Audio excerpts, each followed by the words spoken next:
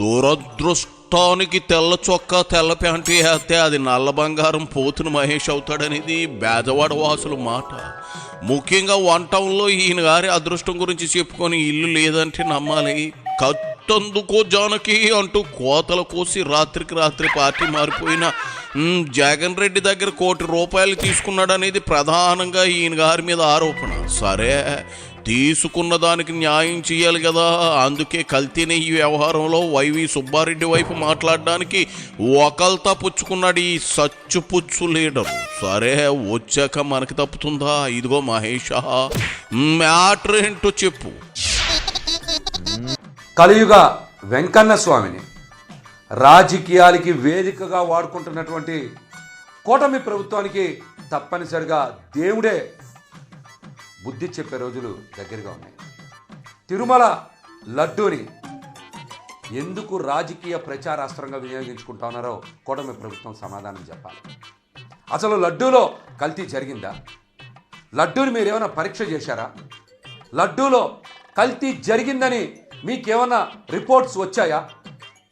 దీని మీద ఇంతవరకు ఏ సిట్ అయినా లేకపోతే వేరే ఎవరైనా విచారణ అయినా చేసి మీకు నివేదిక ఇచ్చారా? దీని మీద ముందు చంద్రబాబు నాయుడు గారు, పవన్ కళ్యాణ్ గారు సమాధానం చెప్పాలి. లడ్డూలో కల్తీ జరిగిందా లేదా? దీనికి సమాధానం చెప్పండి. ముందు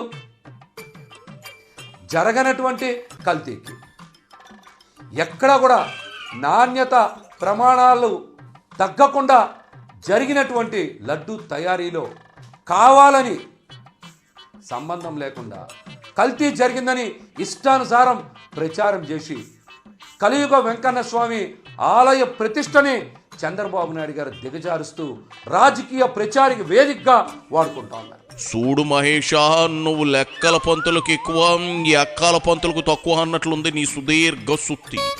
నీకు సంగతి తెలుసో లేదో, సిట్టు ఆల్రెడీ ప్రసాదంలో వాడిన నెయ్యిలో కల్తీ జరిగిందని తేల్చేసింది. అంతేనా? అసలు అది నెయ్యే కాదంట, రసాయనాలతో నెయ్యి ఫ్లేవర్ తెచ్చారట. చుక్క పాలు, చుక్క వెన్న లేకుండా నెయ్యి తయారు చేసి పంపారట.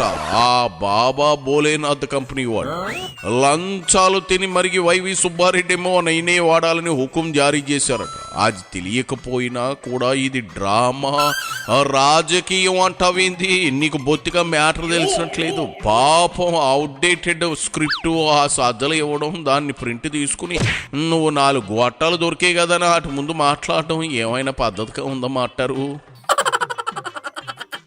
సుప్రీంకోర్టు కూడా చెప్పింది దేవుణ్ణి రాజకీయాలకి దూరంగా ఉంచమని. ఆయన చంద్రబాబు నాయుడు గారు ఎక్కడ ఆగట్లా, పవన్ కళ్యాణ్ గారు ఎక్కడ ఆగట్లా. పదే పదే వైఎస్ఆర్సీపీ మీద, జగన్మోహన్ రెడ్డి గారి మీద విషం చమ్మడానికి వాళ్ళు తిరుమలని ప్రచారాస్త్రంగా ఉపయోగించుకుంటా ఉన్నారు. ఆలయ ప్రతిష్ట ఎక్కడ తగ్గకూడదని, హిందూ సాంప్రదాయాలు, హిందూ ధర్మానికి ఎక్కడ చిన్న ఇబ్బంది కూడా రాకూడదని సుబ్బారెడ్డి గారు దృష్టిలో ఉంచుకొని సుప్రీంకోర్టుని ఆశ్రయిస్తే సుబ్బారెడ్డి గారి మీద అక్కస్తో ఈ రోజున చంద్రబాబు నాయుడు గారు కక్ష సాధింపు చేయాలనే ఉద్దేశంతో కావాలని సుబ్బారెడ్డి గారి మీద కూడా విషం చిమ్మేటువంటి ప్రయత్నం చేస్తూ ఉన్నారు. అసలు సుప్రీంకోర్టు కూడా ఏమని అడిగింది? కల్తీ జరిగిందా లేదా తేల్చమని చెప్పింది. అసలు కల్తీ జరిగిందని ఎక్కడైనా సరే సిట్ కానీ సుప్రీంకోర్టు కానీ ఎవరన్నా తేల్చి చెప్పారా? నువ్వు గాని బేజవాడ మిల్క్ ప్రాజెక్ట్ దగ్గర దోపడు కాపుకుని పడుకున్నావా ఏంది మహేషా? Already SIT sealed cover supreme court సమర్పించడం, అందులో కల్తీ నెయ్యి కాదు, అసలు నెయ్యే కాదు అని తేల్చడం జరిగిపోయాయి. నువ్వేమో బెంజ్ సర్కిల్లో బోండాలు తింటూ టీవీ పేపర్లో చూడటం లేదనుకుంటాను. మీరు మెచ్చిన టైమ్స్ ఆఫ్ ఇండియాలోనే చుక్క పాలు లేకుండా నెయ్యి తయారు చేయడం ఎలా అనే టాపిక్ మీద పెద్ద డిస్కషన్ జరిగింది. ఓహో, ఇంగ్లీషు చదవడం రాదు కదూ, అది సంగతి. నువ్వు గాఢ నిద్రలో ఉన్నప్పుడు ఈ నిగూఢ నిజాలు బయట పెట్టింది సిట్టు. అందుకే నిద్ర త్వరగా లేవాలి, తారు డబ్బా ముఖం వేసుకుని ఎప్పుడో లేచి వాగితే ఎట్టా. ఓ పాలి టీవీ చూడు, సుబ్బారెడ్డి గారి గురించి, ఆయన పిఏ లంచం గురించి రాష్ట్రం అంతా కోడై బాతై కూసేస్తా ఉన్నాయి. నువ్వు కుక్కలాగా అరితే ఇలువ ఉంటుందా? అసలు చంద్రబాబు నాయుడు గారు, పవన్ కళ్యాణ్ గారు ఎవరు కల్తీ జరిగిందని చెప్పడానికి? మీకు ఏమి అర్హత ఉందని, ఏమి అధికారం ఉందని మీరు కల్తీ జరిగిందని ఇష్టానుసారం అబద్ధాలు ప్రచారం చేస్తూ ఉన్నారు? సిట్ వేసింది దేనికి? సుప్రీంకోర్టు జడ్జిమెంట్ ఇవ్వలేదు, ఎక్కడ మాట్లాడలేదు, సిట్ ఎక్కడ మాట్లాడలేదు. కానీ మీరు మాత్రం కల్తీ జరిగిందని చెప్పడానికి మీరు అసలు ఎవరు మీరు అసలు?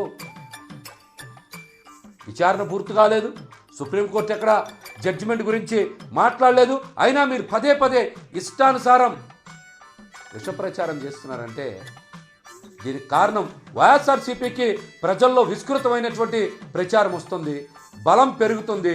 జగన్మోహన్ రెడ్డి గారి పట్ల ప్రజలు విపరీతంగా ఆదరణ చూపిస్తున్నారని, ఈ ప్రభుత్వ మెడికల్ కాలేజీలని ప్రైవేటు పరం చేస్తున్నందుకు జగన్మోహన్ రెడ్డి గారు చేస్తున్న ప్రజా ఉద్యమాన్ని కూడా పక్కదారి పట్టించడానికే గత 2 రోజులుగా మళ్ళీ వెంకన్న స్వామి లడ్డూ ప్రసాదాన్ని రాజకీయ అస్త్రంగా ఉపయోగిస్తూ ఉన్నారు.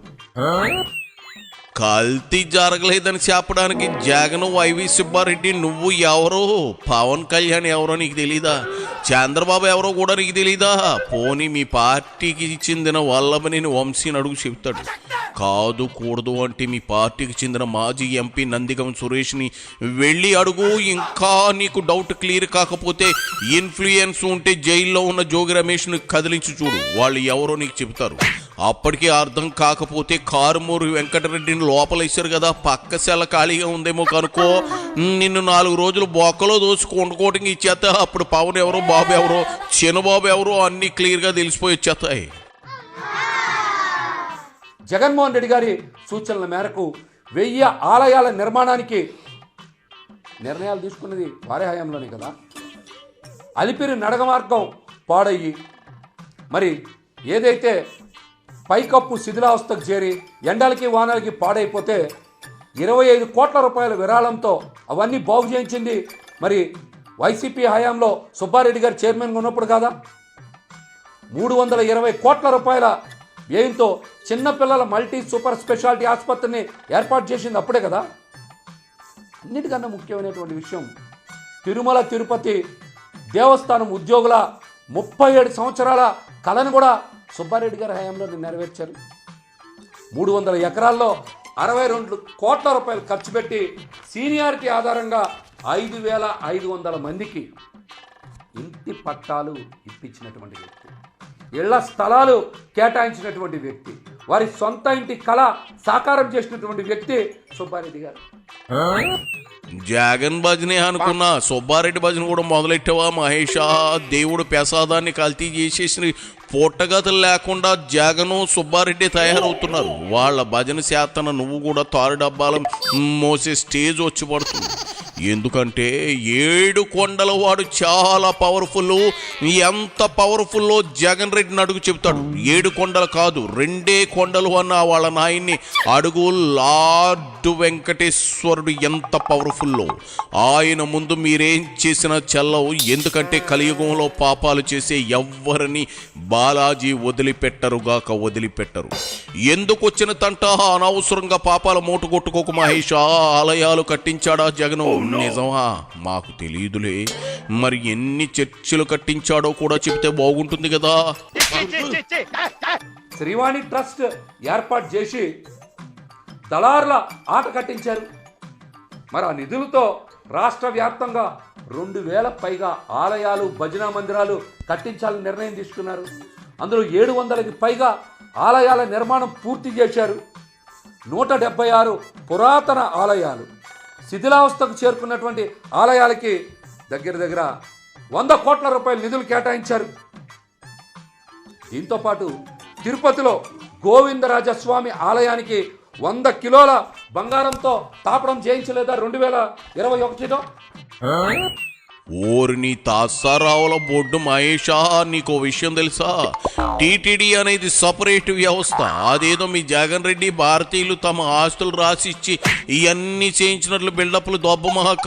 శ్రీవారు వడ్డీ కోసలు వాడు, 1000 కోట్ల ఆస్తులు, డబ్బు, బంగారం ఆయన సొంతం. నువ్వు చెప్పేదేంటి? అది చేయించలేదా, ఇది చేయించలేదా అని. ఏం కావాలన్నా ఆయనే చేయించుకోగల సమర్థులు.